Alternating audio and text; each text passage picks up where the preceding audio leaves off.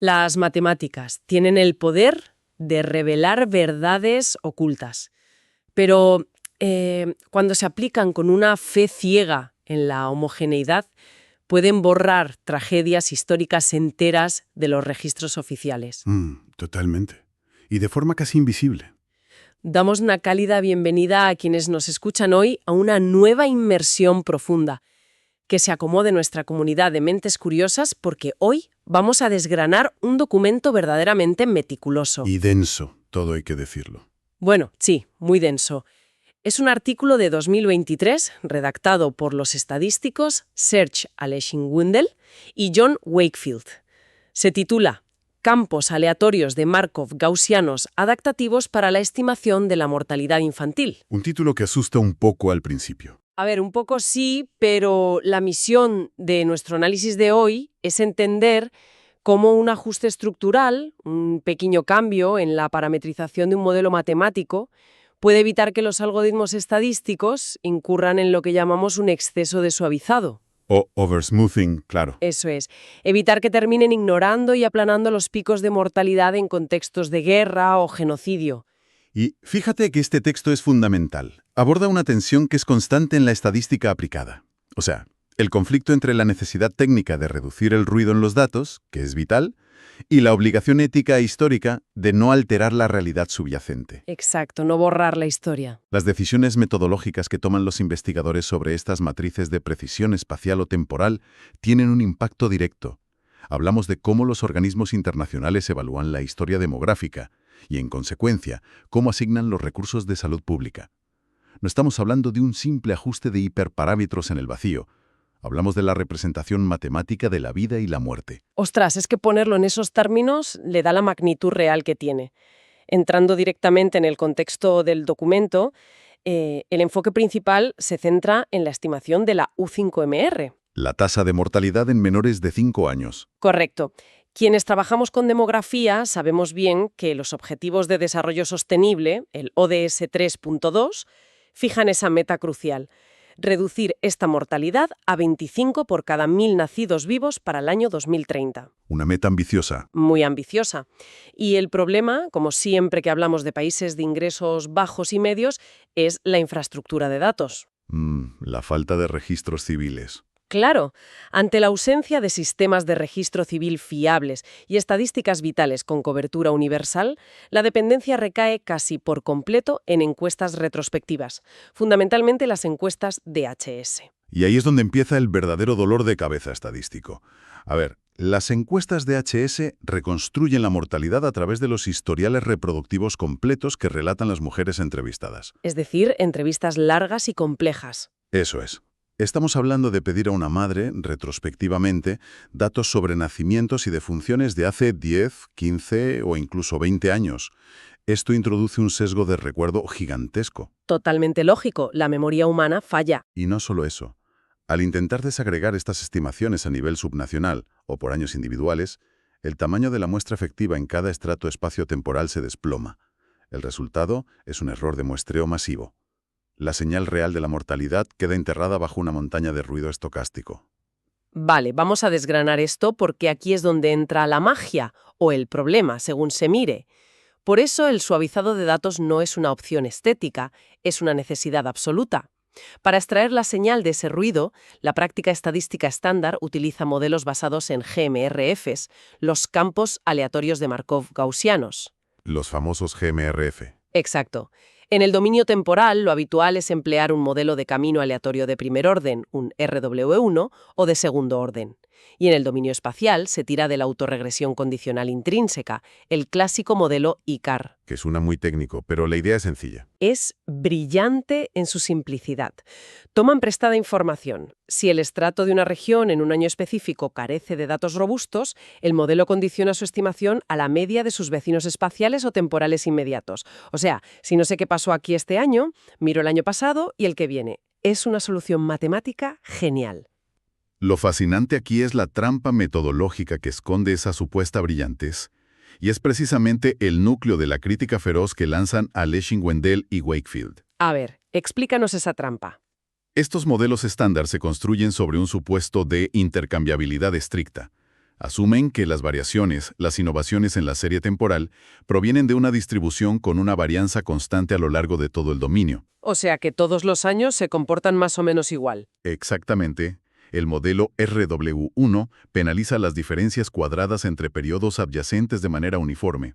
El problema estadístico y conceptual es gravísimo cuando se aplica a regiones propensas a choques externos. Guerras, pandemias, desastres. Claro, asumir matemáticamente que la varianza entre 2 años de paz es idéntica a la varianza entre un año de paz y uno de guerra civil provoca ese exceso de suavizado sistemático. El algoritmo, ciego a la historia, interpreta un repunte drástico de mortalidad como un simple valor atípico fruto del error de muestreo. Y por diseño lo aplana. Lo aplana hacia la media local, borra la crisis. Y el documento ilustra esta falla catastrófica con un caso de estudio temporal durísimo. Ruanda entre los años 1985 y 2015. Un periodo trágico. Es un periodo que incluye la guerra civil a principios de los 90 y el terrible genocidio de 1994. Un momento donde la mortalidad infantil sufrió un incremento brutal y súper concentrado en el tiempo. Si aplicas un modelo RV1 estándar a los datos crudos de las encuestas de Ruanda, la curva resultante muestra una ligera ondulación en el 94. Una simple curvita. Sí, disimulando casi por completo la magnitud real de la crisis demográfica. Es escalofriante ver cómo las matemáticas pueden ocultar algo así. Y lo más preocupante no es solo el comportamiento de este modelo en un entorno académico teórico, es cómo las agencias oficiales intentan lidiar con esto en la práctica real. Los autores dedican una sección a diseccionar el modelo B3, El que utiliza el UNIGME, el Grupo Interinstitucional de la ONU. ese mismo. La estrategia del UNIGM para manejar la anomalía ruandesa es francamente un parche ad hoc. El modelo B3 literalmente excluye los años de conflicto de 1993 a 1999 del ajuste del modelo base. Es decir, le dicen al algoritmo, cierra los ojos en esta década. Tal cual. Entrenan el suavizado estadístico como si esa ventana temporal no existiera. Interpolan el vacío y luego, a posteriori, le suman unas tasas de mortalidad por crisis obtenidas de fuentes externas. ¿Y cuál es el problema técnico de hacer eso? Suena a una solución rápida. El problema es que esa suma a posteriori destruye la coherencia interna de la propagación de la incertidumbre. No se integran adecuadamente los márgenes de error de la mortalidad por crisis en la varianza total del modelo. Estadísticamente es un desastre. Vale, aquí es donde se pone realmente interesante la propuesta de Aleshine, Wendell y Wakefield. El enfoque que proponen para solucionar esta homogenización forzada es el ARW1. El camino aleatorio adaptativo. Eso es. La formulación matemática abandona la idea de una precisión global única para toda la serie temporal. En su lugar, introducen una parametrización de precisión dual. Definen un vector de indicadores que señala explícitamente si un año específico es un año de conflicto o no lo es. Le dan contexto histórico al modelo. Le dan contexto. A partir de ahí, el modelo estima una precisión base para los tiempos de paz y la multiplica por un factor de escala, el famoso parámetro teta, para los años de crisis. Es un ajuste fascinante porque relaja la penalización del suavizado exactamente donde se necesita. Ese parámetro teta es la clave de bóveda de toda la arquitectura adaptativa de este paper. En términos de inferencia bayesiana, teta cuantifica el ratio de las precisiones. ¿Y qué valores arroja para el caso de Ruanda? Al examinar los resultados posteriores del modelo, la mediana de teta se sitúa en torno a 0,28. Esto significa que la precisión paramétrica durante los años del genocidio y el conflicto armado se reduce a apenas un 20 o 30% de la precisión en tiempos de paz. A menor precisión, mayor varianza marginal permitida por el modelo. Exactamente. El modelo, de manera endógena, permite que la serie temporal experimente saltos drásticos sin que la función de penalización intente arrastrar desesperadamente la estimación hacia los valores normales de 1992 o 1998. Y al observar las gráficas resultantes en el artículo, la diferencia es abismal. El ajuste del modelo adaptativo captura esa aguja, ese pico de mortalidad de 1994, con una fidelidad asombrosa. Sigue de cerca el metaanálisis empírico de las encuestas directas, preservando la memoria que el modelo estándar borraba. Preserva el evento histórico en los datos. Pero hay un aspecto metodológico adicional que destacan los autores, y tiene que ver con la inferencia predictiva, con cómo miramos hacia el futuro. Al aislar la varianza extrema dentro del parámetro teta para los años de conflicto, el modelo purifica la estimación de la varianza base. Y esto tiene implicaciones directas para las proyecciones, que es para lo que muchos ministerios usan esto. Si utilizas un modelo RW1 estándar, el algoritmo se ve obligado a inflar su única estimación de varianza global para intentar acomodar el enorme pico de 1994. Claro, el modelo dice, si hay saltos tan grandes, todo debe ser muy inestable. Eso es. Esa varianza inflada contamina toda la serie temporal. Cuando intentas proyectar la mortalidad para años recientes, digamos de 2016 a 2019, basándote en un modelo sobreestimado en su varianza, los intervalos de predicción resultan ser excesivamente anchos, Lo que los hace inútiles. casi inútiles para la planificación de políticas públicas, porque el margen de error es gigantesco. El RW1, al segregar la varianza del conflicto, mantiene una varianza base mucho más ajustada para los años de paz. El resultado son intervalos de confianza predictivos mucho más estrechos y precisos para el periodo contemporáneo. Es una mejora absolutamente incuestionable para el dominio temporal.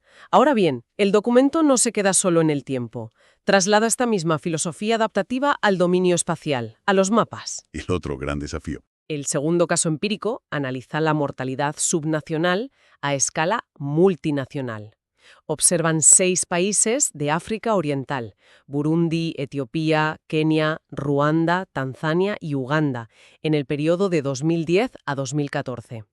Y el escollo metodológico es análogo al del tiempo. Sí, el famoso difuminado de fronteras. El modelo espacial estándar, el ICAR tradicional, basa su matriz de precisión en una estructura de vecindad binaria. Si dos regiones comparten una frontera, el modelo asume que sus varianzas espaciales subyacentes son intercambiables y tira de ambas hacia una media local para suavizar el mapa. Una suposición que tiene todo el sentido del mundo dentro de una misma jurisdicción administrativa, pero que resulta francamente indefendible cuando esa frontera regional coincide con una frontera internacional soberana. Las cosas cambian de un país a otro. Drásticamente. Las políticas de vacunación, la inversión en infraestructura sanitaria, la prevalencia de enfermedades endémicas, todo eso cambia de forma abrupta al cruzar la línea entre una región periférica de Kenia y su vecina en Etiopía, por ejemplo. Son mundos distintos. Aplicar un ICAR global provoca que el modelo difumine las diferencias reales entre países.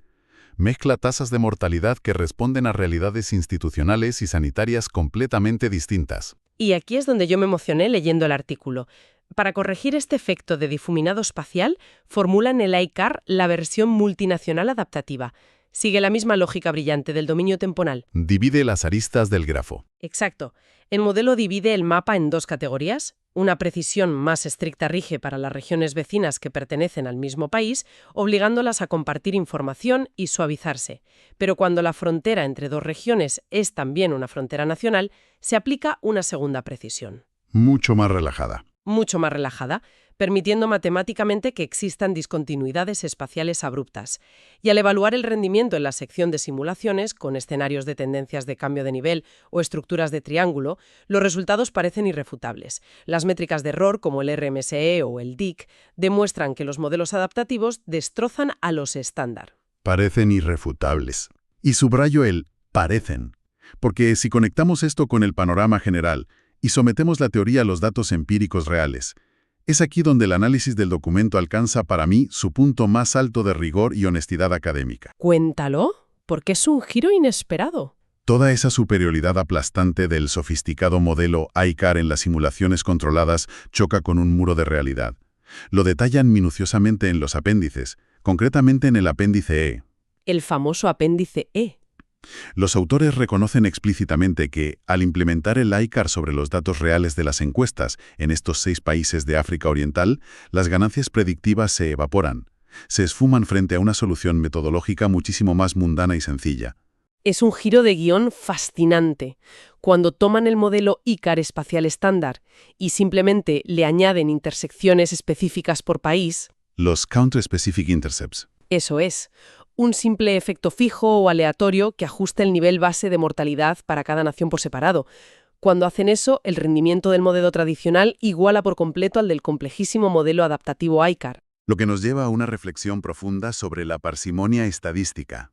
No siempre necesitamos el modelo más complejo. La inclusión de un simple intercepto por país absorbe la mayor parte de la heterogeneidad a nivel macro que el modelo ICAR intentaba modelar a duras penas a través de la matriz de precisión adaptativa. Las fronteras ya quedan definidas. Los mapas resultantes en ese apéndice E, comparando el ICAR con interceptos y el ICAR adaptativo, son funcionalmente indistinguibles. Esto demuestra que la hipercomplejidad matemática estructural no siempre justifica su enorme coste computacional. Es una lección de humildad matemática. Reconocer la soberanía administrativa básica, el hecho de que los países operan con sistemas de salud distintos, resuelve el problema del difuminado de fronteras de manera mucho más eficiente. Ese pragmatismo conecta directamente con la sección 4 del documento, que está centrada en la implementación computacional. Entonces, ¿qué significa todo esto para el trabajo real? Alexin Gendel y Wakefield justifican extensamente su decisión de usar INELA. La aproximación integrada anidada de Laplace. Y descartan de plano las aproximaciones estocásticas basadas en MCC, las cadenas de Markov-Monte Carlo. Cuando manejas modelos jerárquicos bayesianos con matrices de precisión adaptativas que rompen la homogeneidad espacial y temporal, el espacio de parámetros latentes se vuelve gigantesco. Es que INELA cambia por completo las reglas del juego. En lugar de simular millones de muestras iterativas para que una cadena de Markov converja hacia la distribución posterior, un proceso que puede tardar días enteros, Y que exige revisar la convergencia constantemente. INELA aproxima las distribuciones marginales a posteriori mediante integración numérica determinista. Aprovecha la dispersión de las matrices de los campos aleatorios para resolver las integrales en una fracción mínima del tiempo. Hablamos de minutos frente a días. Y esto es crucial para quienes nos escuchan y se preguntan por qué importa el tiempo de computación. No es una mera preferencia de nicho. La decisión de priorizar INLA está ligada a la integración de estos modelos en el paquete de R llamado SOMER. La herramienta impulsada por la ONU. Exacto.